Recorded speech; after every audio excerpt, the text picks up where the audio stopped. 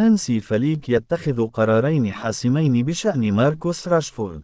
يعرف المدرب الألماني بالفعل كيفية استخدام مهاجمه الجديد، وقد يفاجئ ذلك الكثيرين.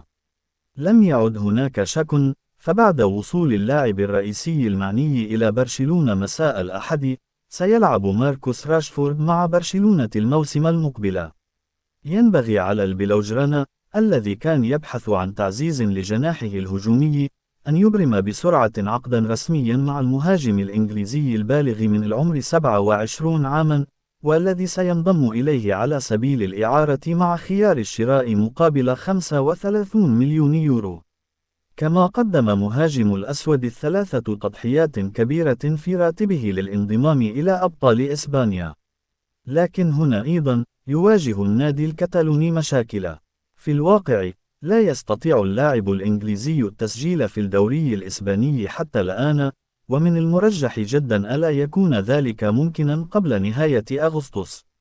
في الوقت نفسه، يبحث هانسي فليك، الذي بدأ بالفعل استعدادات فريقه الصيفية، عن أفضل مركز للاعبه الجديد، والذي تحدث معه هاتفيا عدة مرات.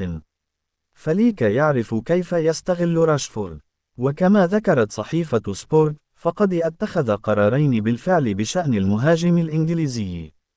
أولاً، لا يراه لاعباً أساسياً محتملاً.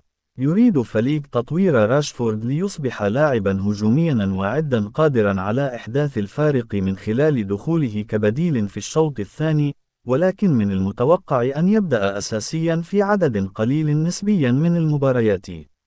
ثانياً، لا يراه المدرب الألماني لاعباً رقم 9. لا يرى فليك راشفورد كلاعب احتياطي أو بديل لليفاندوفسكي، ويخطط لاستخدام لاعبه الجديد في الجهة اليسرى من الهجوم، ويطلب منه في المقام الأول التراجع إلى مركز الوسط. سيكون داني أولمو وفيران توريس هما اللاعبين الأساسيين في الهجوم في حال غياب البولندي.